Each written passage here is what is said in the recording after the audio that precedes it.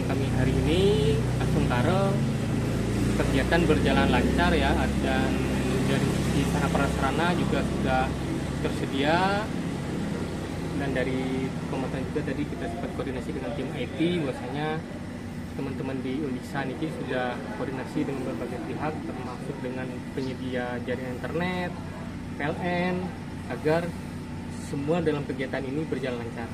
Itu Asungkaro juga bisa kita lihat sendiri tadi teman-teman peserta sudah menempati tempatnya masing-masing, tidak ada yang namanya tadi gangguan ya, tidak ada gangguan maupun di jaringan.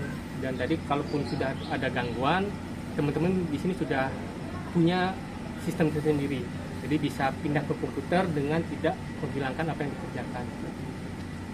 Hampir sama dengan cara dengan rekrutmen CPNS. Jadi ketika ada peserta datang, mereka juga memastikan bahwasanya siapa yang peserta ini betul-betul orang yang ikut tes, jadi tidak ada joki dan seperti itu.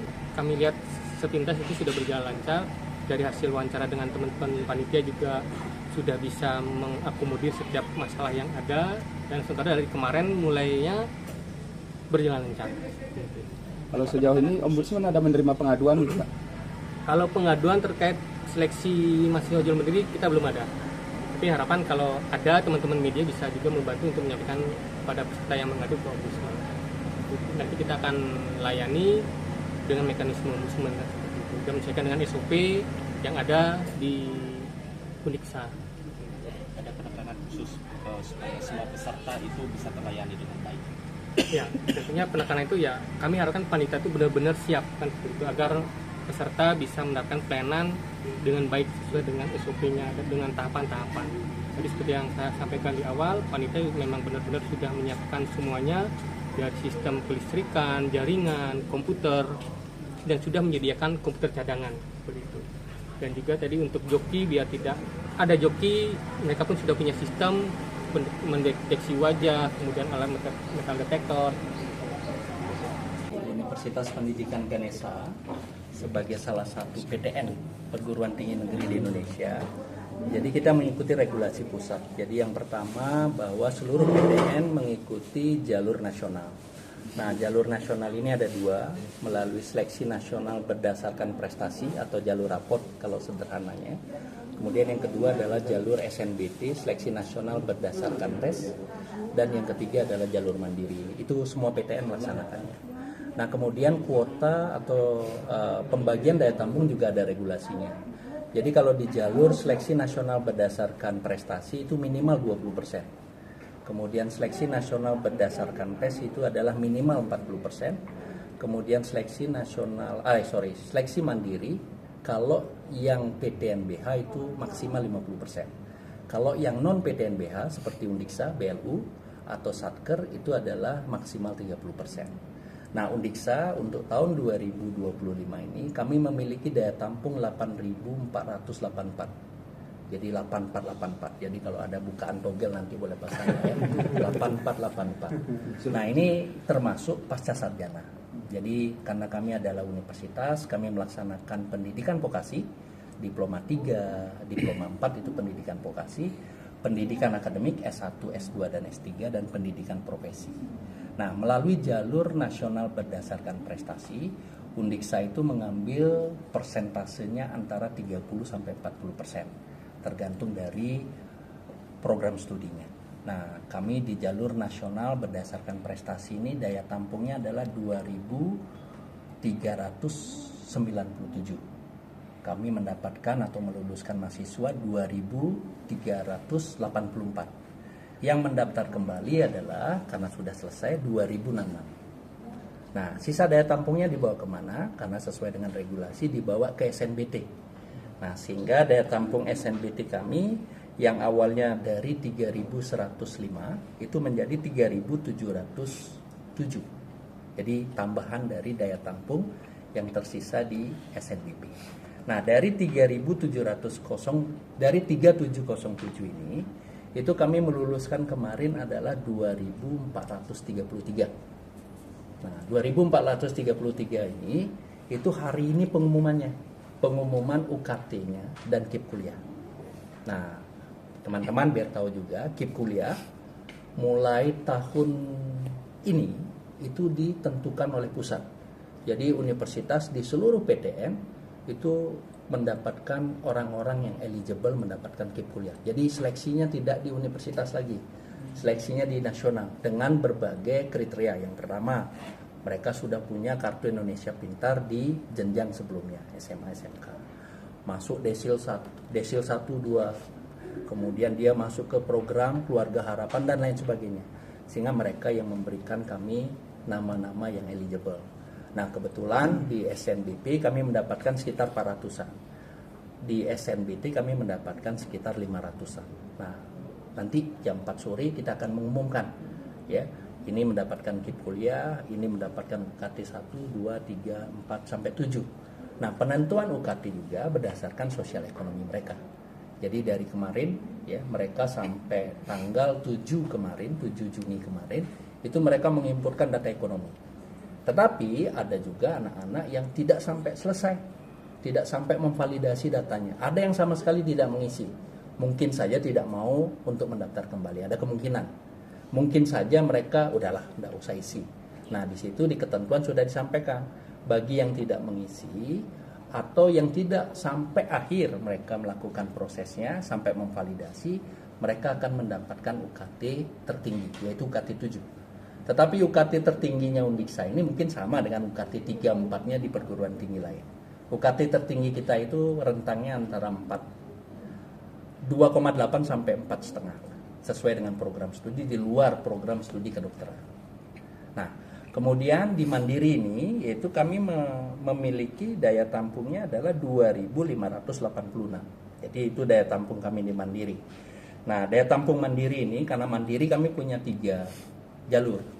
Yang pertama adalah jalur CBT, ya, yang pelaksanaan kegiatannya itu kemarin dan hari ini. Karena jumlah pesertanya adalah 876, kebetulan kami memiliki 10 lokasi untuk ujian dengan jumlah komputer sekitar 150, sehingga 2 hari kami sudah bisa menyelesaikan. Nah, 876 ini pengumumannya nanti tanggal 20 Juni.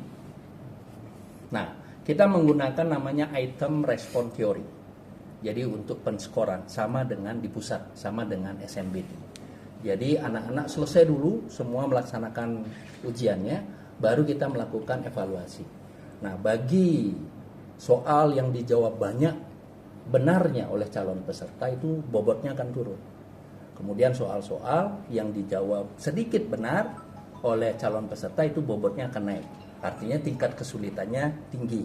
Nah, jadi kalau saya menjawab 10 ya benar, kemudian teman-teman jawab 10 benar, mungkin skornya akan berbeda. Nah, jadi itu yang kita gunakan sama dengan di UTBK. Kemudian jalur berikutnya namanya jalur raport. Jadi menggunakan raport dan prestasinya. Kemudian jalur berikutnya adalah talent scouting namanya. Jadi kita ingin mendapatkan talent anak-anak kita yang misalnya atlet, kemudian dia pintar menari, juara bernyanyi dan lain sebagainya. Nah, itu ada talent scouting. Nah, dari 3 jalur yang kami buka, ya, jalur tes ini diikuti oleh 876. Kemudian jalur raport sampai saat ini karena masih dibuka sampai tanggal 27 Juni. Saat ini pendaftarnya yang sudah validasi itu ada sekitar 243 dari 670 yang sudah mendaftar. Nah, mudah-mudahan dia nanti sebelum tanggal 27 Juni, sebelum berakhir, mereka sudah melakukan validasi atau mereka menunggu pengumuman CBT mungkin, ya. Kalau dia tidak lulus baru melamar lagi di jalur raport. Nah, di talent scouting itu pendaftarnya sudah ada 83, tetapi yang sudah melakukan validasi pembayaran pendaftaran yaitu sekitar 21. Nah, dari 8.484 daya tampung kita termasuk di pasca, melihat dari apa yang kami sudah lakukan, jadi di SNBP kami menerima 2066. Kemudian SNBT anggap saja 80% yang kembali itu ada sekitar 1.900-an. Itu baru 4.000 Universitas Pendidikan Ganesha mendapatkan mahasiswa. Mudah-mudahan di Mandiri ini kita bisa mendapatkan data atau jumlah yang maksimal lah. Dan mudah-mudahan bisa mendekati daya tampungnya, termasuk juga di program pasca sarjana. Nah, saya kira itu seleksi yang kami lakukan dan kami berusaha untuk melakukannya seobjektif mungkin, sehingga anak-anak yang benar-benar mengikuti tes ini bisa mendapatkan rumah untuk mereka meningkatkan kualifikasinya. Nah, satu lagi saya lupa. Jadi CBT yang kami lakukan ini, itu selain mereka bisa tes luring, mereka bisa tes dari rumahnya masing-masing. Kalau asalnya di luar Bali. Kalau yang dari Bali, mereka harus datang ke Undiksa untuk mereka tahu universitasnya. Kalau yang memilih prodi kedokteran, S1 keperawatan dan S1 kebidanan, mereka harus datang. Walaupun dari Manado, dari Sumatera, dari Sulawesi, mereka harus datang. Karena kami berkeinginan untuk memberikan ruang lebih banyak kepada putra daerah untuk prodi-prodi itu. Nah, itu yang kami lakukan saat ini. Pak Warek, pada penerimaan tahun ini, apakah ada program studi yang kritis? Artinya tidak atau minim pendaftar ya? dan ini. Oke. Jadi Undiksa ini tahun ini berproses ke PTNBH. Jadi PTNBH dan mudah-mudahan lancar. Kami bersama-sama kebetulan dengan Universitas Udayana. Jadi ada 2 universitas di Indonesia yang sedang berproses PTNBH. Nah, salah satu esensi dari PTNBH ini adalah suatu saat nanti Undiksa ini akan dilepas oleh pemerintah. Sehingga pendapatan itu menjadi salah satu hal yang kritikal. Nah, saat ini saya kira dimanapun di Indonesia ini perguruan tinggi negeri masih didominasi pendapatannya dari uang kuliah tunggal. Sehingga student body menjadi salah satu komponen penting. Sehingga kami berusaha untuk meningkatkan student body ini setiap tahunnya. Jadi tahun lalu adalah sekitar 6.000-an, sekarang sekitar 8.000-an.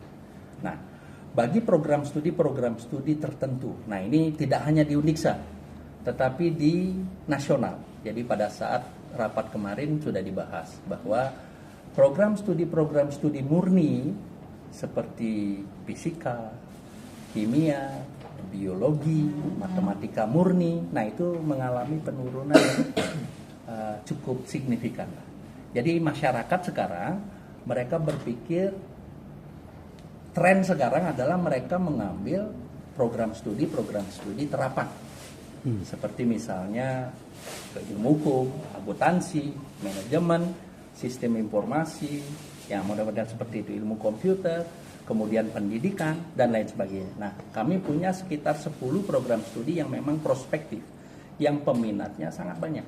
Kedokteran yang pertama pasti, S1 keperawatan, S1 kebidanan, kemudian pendidikan guru sekolah dasar, pendidikan bahasa Inggris, ilmu hukum, akuntansi, manajemen, sistem informasi. Nah, pendidikan jasmani,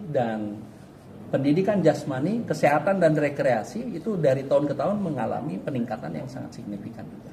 Nah, ini sebenarnya masyarakat memilih prodi juga melihat seberapa besar keterserapannya. Jadi tahun lalu ada bukaan untuk guru A, guru B, jadi anak-anak masuk ke program studi tersebut.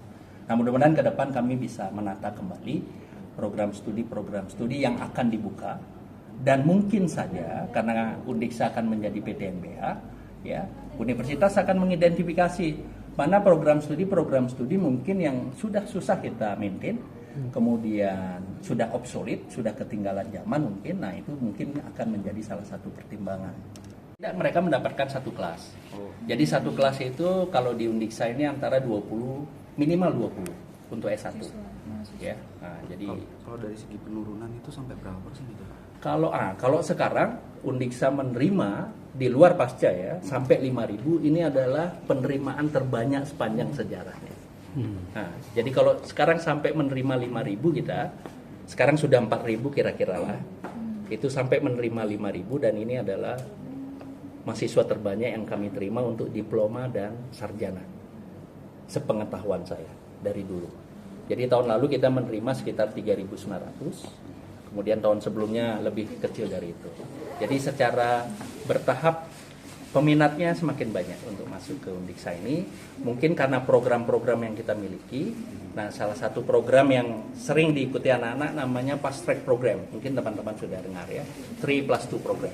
3 tahun mereka di sini, sebelum selesai mereka sudah melanjutkan di luar negeri, mengambil mata kuliah program master. Jadi 5 tahun mereka sudah dapat gelar sarjana, gelar master. Nah, jadi kami kerjasama dengan Taiwan, namanya Minchi University of Technology Taiwan, itu sudah berjalan 5 tahun. Tahun ini kami mengirim paling banyak, 11 orang. Nah, kemudian kami buka lagi tahun ini pertama kali dengan Perancis, yaitu dengan La Rochelle University namanya, yaitu di pendidikan bahasa Inggris. Mereka melanjutkan ke sana di Applied Foreign Language namanya. Nah, mudah-mudahan computer science juga bisa mengikuti. Nah, beberapa program ini mungkin menjadi salah satu daya tarik. Dan tahun ini pun kami membuka namanya Fast Track Internal dari S1 ke S2 kita. Jadi dari S1 PGSD ke S2 Pendas. Belum dia selesai di PGSD, sudah kuliah di pasca sarjana mereka. Nah, kalau tidak dipaksa, anak-anak biasanya tidak mau meningkatkan kualifikasi akademiknya. Sudah kerja, sudah nyaman, dapat uang, selesai sudah. Nah, jadi kami paksa. Jadi dalam tanda petik lah pemaksaannya. Belum selesai dia, belum wisuda dia sarjananya udah kami bawa ke pasca. Tapi selected student. Jadi orang-orang terpilih sudah jelas. Karena ada IPK berapa, semua mata kuliah harus lulus. Kemudian IPK setiap semesternya harus 3,75 gitu. Jadi memang selected student.